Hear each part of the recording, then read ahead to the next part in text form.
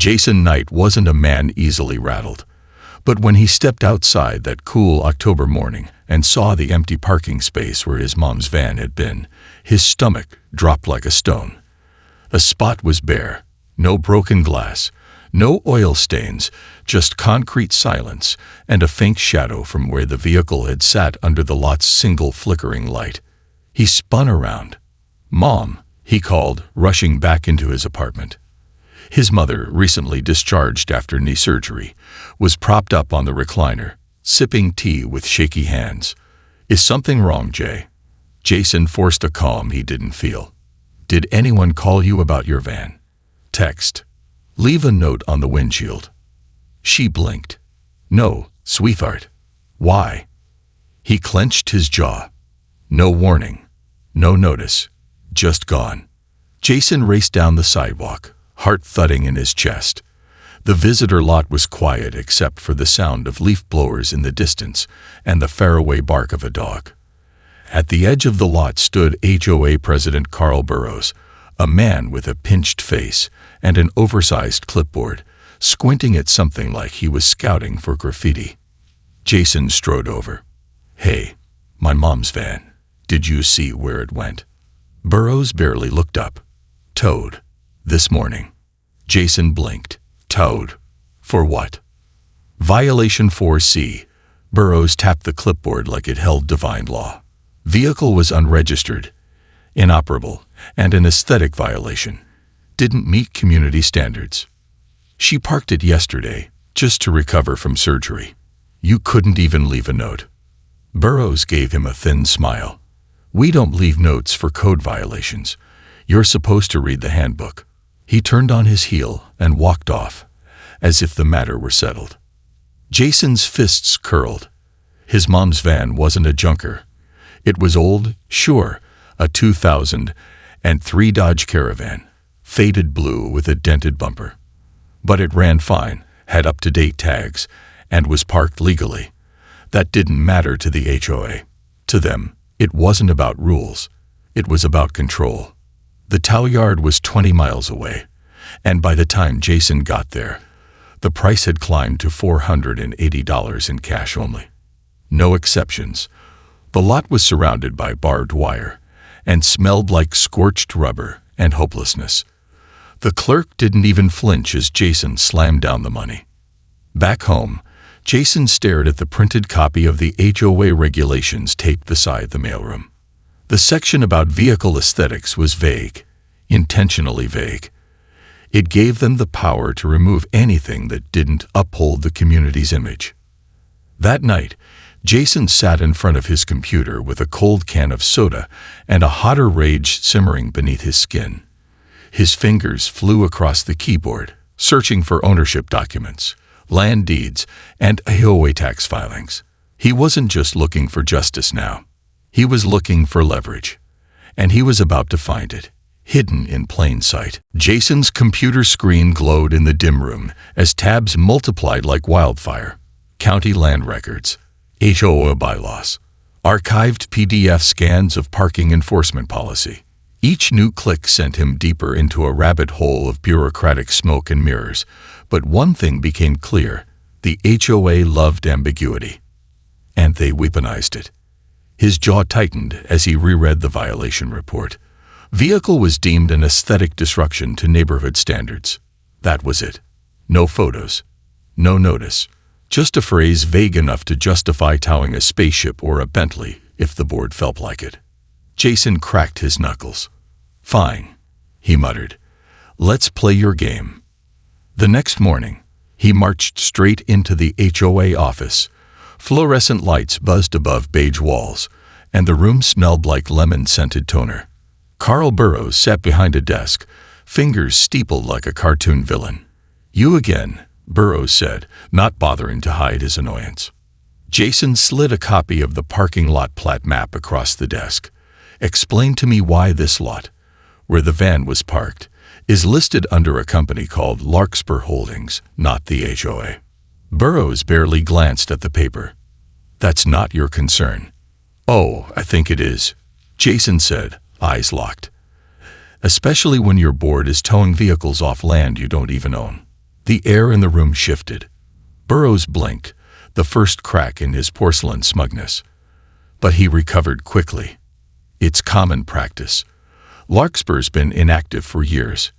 We maintain the lot. We treat it as HOA property. Jason leaned in. You don't own it. You don't lease it. You're squatting on it. Silence stretched between them like a live wire. Burroughs stood up, slow and measured. This conversation is over.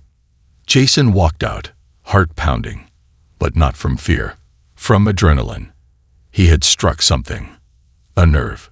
That night, while his mom slept peacefully for the first time in days, Jason dug deeper. Larkspur Holdings was a shell company, one of dozens that had acquired and abandoned micro-properties after the 2008 crash. Most had been reclaimed quietly by the county. Then he saw it. A link buried 3 layers deep in a local municipal auction site, lot #244B, former Larkspur property. Public parking pad. Opening bid, $10,000. Jason's eyes widened. The visitor lot. The exact one his mom's van was towed from. And it was going up for auction in 7 days. He leaned back slowly, breathing hard.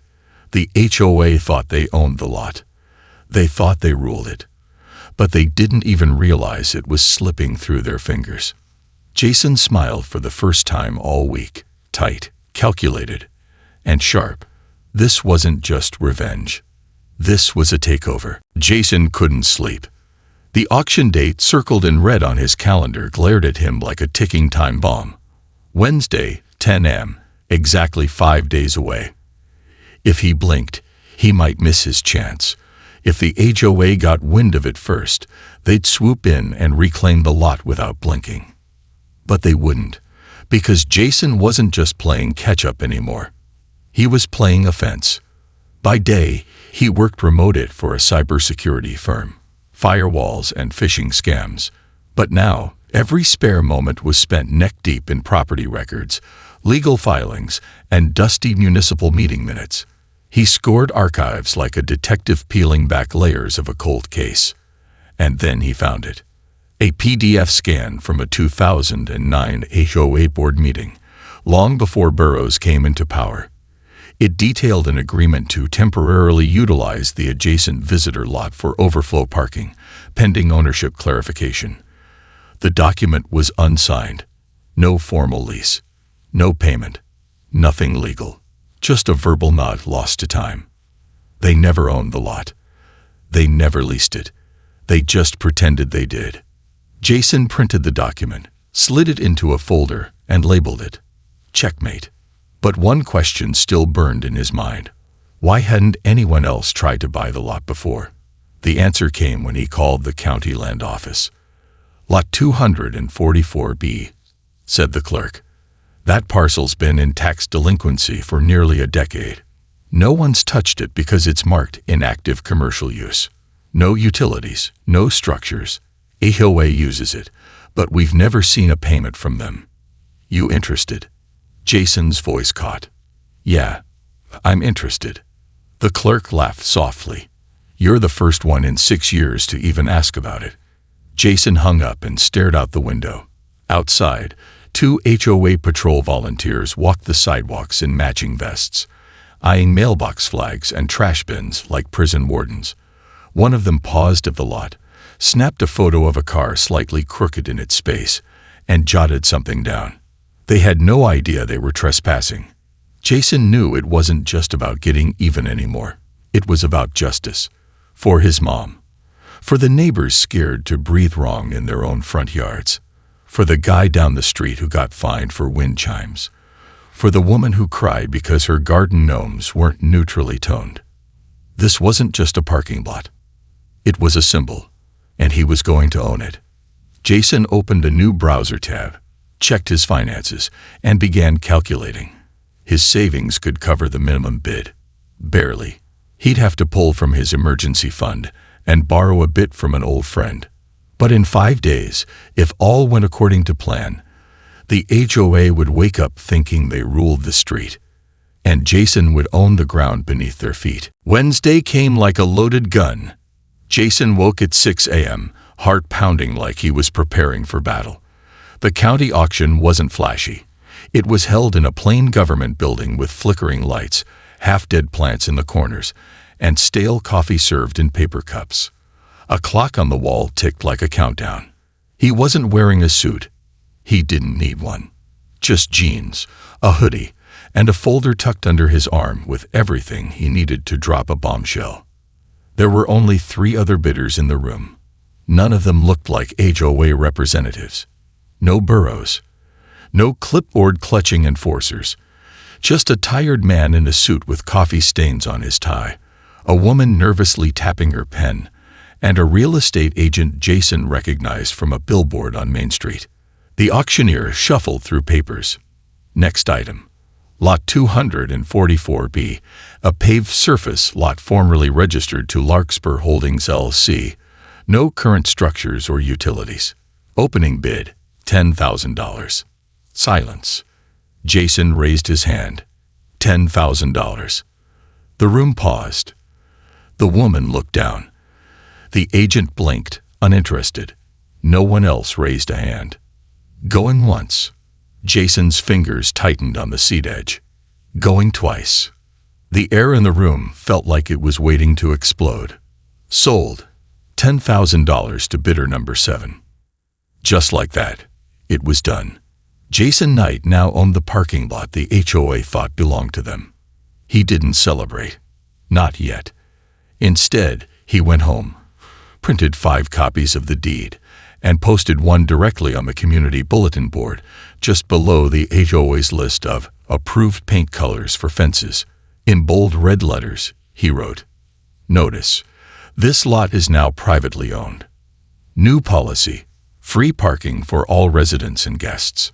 Towing is unauthorized and will be prosecuted. Jason Knight, legal owner." Then he waited. 3 hours later, Burrows came stomping up his walkway like a marching drum. No clipboard this time, just red in the face, puffing like an overheated radiator. "You think this is a joke?" he snapped, waving the notice in Jason's face. Jason stepped outside, calm, cool, controlled. "I think it's property law," he said, handing Burrows a crisp copy of the deed. "I own the lot now. You don't. And towing cars off land you don't own. That's theft." Burrows' eyes darted over the paper. "This has to be a mistake. A technical error." "Nope. Public auction. Paid in full. Recorded and registered." Burrows took a step back like he'd been slapped. "You can't just." "I can," Jason interrupted. "And I did." He turned and walked back inside, leaving the HOA tyrant speechless on his front step. As Jason closed the door, he heard neighbors whispering nearby, some shocked, others quietly clapping. The war wasn't over. But Jason had just fired the first cannonball, and it had landed dead center. By sunrise the next day, Jason's bold move had become the hottest gossip in the neighborhood. Some called him a hero. Others stared like he was a ticking grenade. But everyone knew one thing for sure. Jason Knight had declared war on the HOA, and he wasn't bluffing. That morning, Jason sat on the porch sipping his coffee, watching cars pull into the lot he now owned. For the first time in years, people parked without fear. No fines, no chalk marks, no silent stalkers photographing their bumpers. But peace was short-lived, because Carl Burrows wasn't done. That night, Jason returned from the grocery store to find yellow metal barricades chained across the lot entrance, with bold letters spelling out, "Temporarily closed, HOA maintenance. No entry." Jason's blood boiled. He parked on the street and stormed over. The padlocks on the chains were brand new, HOA issued, as if they still believed they could enforce their will by brute stubbornness. He yanked out his phone and hit record. With the camera running, he spoke clearly into the night. "This is Jason Knight, legal owner of Lot 244B. These barricades are unauthorized. The HOA has no right to restrict access to this property. They are now trespassing." He posted the video instantly. By morning, It had 4,000 views and was blowing up in the local Facebook groups. Residents began flooding the HOA inbox with questions. Why are we blocking access to someone else's land? Is this even legal? Jason's just letting us park without fines. Why are you fighting that? By noon, Jason had filed an official trespass notice with the sheriff's department. By 3 p.m., a deputy showed up and cut the chains himself. The barricades clanged to the asphalt like fallen armor. Burrows arrived 10 minutes later, red-faced and sputtering, only to be greeted by the sight of 10 parked cars and 2 teenagers skateboarding in his former kingdom.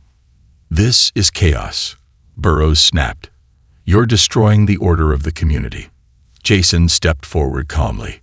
"Order isn't control, Carl. And people aren't scared anymore." Burrows narrowed his eyes. "You won't get away with this." Jason leaned in, voice cold. "I already have." That night, Jason sat at his desk as his inbox filled with messages from neighbors. Thank yous, handshakes, fresh-baked cookies left at his door. They called him brave, smart, a rebel with a cause. But Jason didn't care about fame. This was for his mom. For every family punished by the HOA's petty rules. For every student ticketed for visiting their grandmother. For every dad towed during a 5-minute school pickup. And as he stared out the window at the now open lot, his lot, he knew one thing for certain. The HOA had drawn first blood, but Jason was writing the last chapter. By the weekend, the lot had transformed into something radical for the neighborhood. Freedom. Parents parked to walk their kids. College students came home without fearing citations. A food truck even showed up Friday night, drawing a small crowd. People were smiling, laughing, living, something that had been in short supply under Burrows' reign. But that didn't sit well with the HOA. Not one bit. On Monday morning, Jason opened his mailbox to find a thick envelope with the HOA's letterhead stamped in red. Inside was a formal cease and desist order, citing a never-before-seen clause. Section 12. All properties within the HOA boundary, regardless of title, are subject to aesthetic and community use oversight. Unauthorized activity may be halted by board discretion. Jason scoffed. They're making up rules now. But something gnawed at him. How could they enforce authority over land they didn't own or maintain? It didn't make sense. Unless... He fired up his laptop and logged into the county plat maps again. Scanned parcel boundaries. Zoomed in. And then he saw it. A thin strip of grass that wrapped around the lot like a border, no wider than a sidewalk. It had been rolled into the HOA's official map years ago, likely overlooked by everyone, except maybe Burrows. The HOA owned the edge, not the lot itself. But if that strip was theirs, they could argue access jurisdiction, essentially choking off the entrance and fencing Jason in. "They're trying to box me out," Jason muttered. Just then, his phone buzzed. A neighbor. Panicked. "Jason, you need to come outside. They're building a gate." Jason sprinted down the block and froze. A construction crew, hired by the HOA, had already poured cement for metal fence posts directly across the lot's driveway entrance. HOA volunteers stood nearby, arms crossed, watching like proud guards at a palace gate. Burrows was among them, wearing sunglasses and a smug grin. Jason marched up. "You can't do this." Burrows shrugged. "We're merely exercising our rights over the easement. You'll still own your lot. Just no way in." Jason took out his phone and began filming again. Burrows waved dismissively. "Go ahead. Record all you like. The board approved it. It's over, Mr. Knight." Jason didn't answer. He just smiled. Because what Burrows didn't know was that Jason had already met with the county planner that morning and discovered a loophole big enough to drive a food truck through. Later that night, under cover of darkness, Jason and 2 neighbors rolled up orange cones and fencing. They worked quietly, carefully, and legally through the alley behind the homes, because what the HOA had missed in their eagerness was simple. The rear alley provided full legal access to the lot from a public utility route. Jason had already filed the access permit. Approved. Certified. The HOA could build their gate, fence the front, pose for photos. But it wouldn't matter. Jason's parking lot just reopened from the back. The war had changed direction, and this time, Jason had the upper hand and an open door. The neighborhood was buzzing again, but this time, not with joy. Jason's back alley entrance had turned the lot into a symbol of rebellion. Kids played kickball in it. A Sunday farmers market sprouted overnight. Seniors started bringing lawn chairs to chat in the sun. People called it Knights Square. Jason didn't name it that, but he didn't stop them either. Burroughs, however, was seething. His public gate, now blocking nothing but weeds, stood like a monument to his failure. Jason knew something was coming. He could feel it. It came Tuesday morning. A neighbor knocked at his door, phone in hand. "Jason, you need to see this." It was grainy footage from a doorbell cam. In it, a man in a dark hoodie and gloves crept around the back alley at 3 a.m., zip-tying the hidden camera to a lamppost aimed directly at the lot. Jason's stomach turned. "Wait, there's more," the neighbor said, scrolling. 2 more residents had similar footage. One camera disguised in a bush, another on a utility pole near a transformer. 3 cameras, all watching Knights Square, all unmarked. Jason called the police. They confirmed what he suspected. No permits, no disclosures. The devices were rogue. But when they ran the serials, the address they traced back to was unmistakable. The HOA office. Jason knew what this was. Not just intimidation, evidence gathering. They were building the case, trying to catch someone breaking a rule, making a mistake, anything they could use to sink him. He paced his living room, heart pounding, mind racing. They couldn't beat him legally, so now they were coming with surveillance. Quiet, creeping, covert warfare. Jason called an emergency meeting. Not with lawyers, not with officials, with the neighbors. 25 people packed into his garage that evening, sipping lemonade and coffee while Jason laid out photos, documents, camera angles, everything. The air felt like something between a courtroom and a bunker. "This isn't about one lot anymore," he said. "They're watching us, spying. They crossed a line when they towed my mom's van, but now they're treating all of you like suspects." He held up the footage. The silence was electric. Then an elderly woman in the back raised her hand. "My grandson installs security systems," she said softly. "He can help." Others chimed in. "I have bolt cutters. I know someone at the local news. I'm a graphic designer. We should make flyers. Expose this." Jason nodded slowly. The fear was gone now. This wasn't just his fight anymore. It was everyone's. He printed a simple flyer that night. White paper, black text, bold headline. "The HOA is watching you. Knights Square is not their property. Park free. Stand free." By morning, they were posted on every mailbox, lamppost, and stop sign in the neighborhood. The HOA had tried to silence him, but all they'd done was light a fuse. And Jason Knight was ready to detonate their house of cards. The HOA had never been this rattled. Their calls grew desperate, their emails full of threats veiled in legalese. But Jason didn't flinch. The neighborhood was his, and they were watching it slip away, piece by piece. The next Monday morning, the final act of this saga began with a subtle but crucial event. The county's building inspectors arrived at Knights Square. Jason was already at the lot when the truck pulled up. They were here to assess the now legendary back alley entrance. The HOA had, in a final act of desperation, filed a petition claiming that the access route was unapproved and that his makeshift entrance was a public safety hazard. They thought they had him cornered. Burroughs arrived, of course, in his usual crisp suit, his jaw tight with frustration. He stood with the inspectors, his hands clasped behind his back like a man trying to pretend he wasn't losing control. "You can't just keep doing this," Burrows spat when he saw Jason. "This neighborhood isn't a circus." Jason stood by the gate, smiling, calm, and collected. "Funny. I was just thinking the same thing about your rain." The inspectors walked the alley, inspecting the curb and the paving, taking notes. Jason could practically hear the tension in Burrows' voice as he made his case. "This has to stop.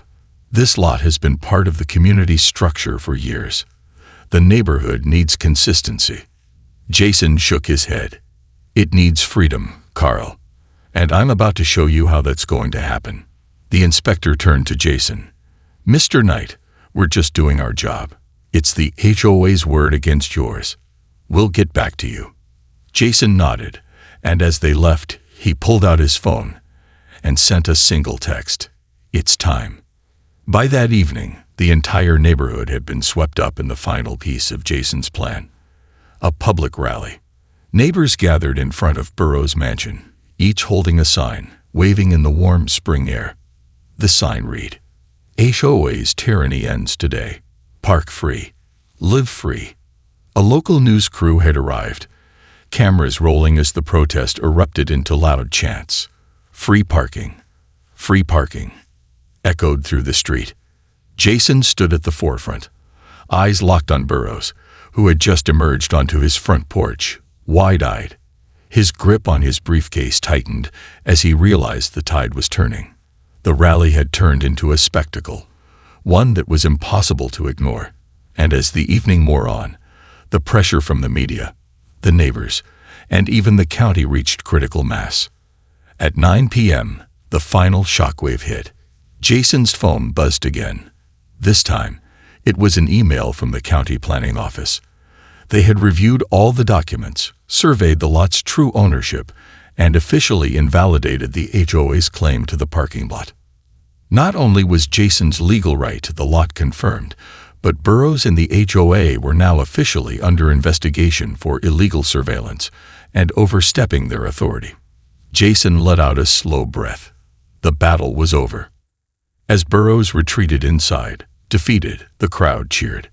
Jason's neighbors surrounded him, clapping him on the back and shaking his hand. The press were already asking questions, cameras snapping. But Jason only smiled. He hadn't just won the lot. He'd exposed a system of control that had been breaking people's spirits for years.